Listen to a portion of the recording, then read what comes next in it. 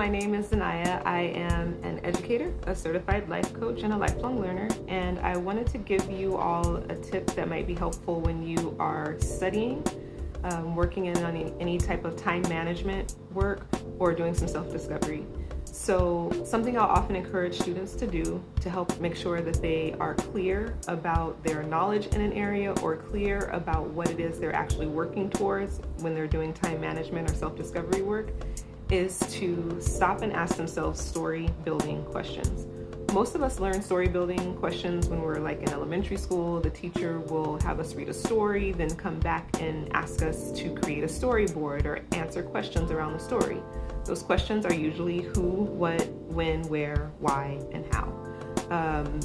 These are great questions to help us kind of understand where we are with the concept. Like, have we just memorized certain aspects of it, or do we actually understand the full picture, the full scope of what it is we're looking at? So say, for example, you were studying the concept of scaffolding. You're studying scaffolding. So what you might do to make sure that you really understand that concept and you haven't just memorized the term is ask yourself these who, what, when, where, why, how questions.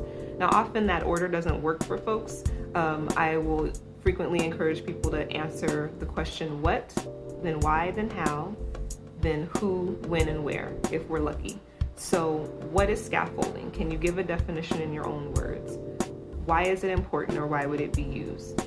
How does it happen? If I were to watch someone engaging in scaffolding, what would that look like? How does it happen? What are the steps? What information is required? Who is involved in scaffolding? When does it happen? Where does it happen? And so with this, we're making sure that we really understand the full concept. You might also give yourself the opportunity to come up with an example. If you were using these questions for something along the lines of time management or self-discovery, you might be asking, okay, what is it that I want to do? Why is it that I want to do that? How do I intend to move forward with this thing that I want to work on? Who might be involved? Who might be impacted? Who might I be able to delegate things to? When do I want to do this? Where am I planning to make this move? When and where, those questions may or may not be appropriate when you're studying or when you're doing self-discovery work, but they can be helpful just to help you kind of get clear about where you are, what your next steps might be, and how well you know your concepts if you're studying. So I hope that's helpful for someone. If you have any questions or you'd like me to make a video about some concept that you're curious about, please feel free to drop it in the comments and I'll do my best to answer it. Thanks. Bye.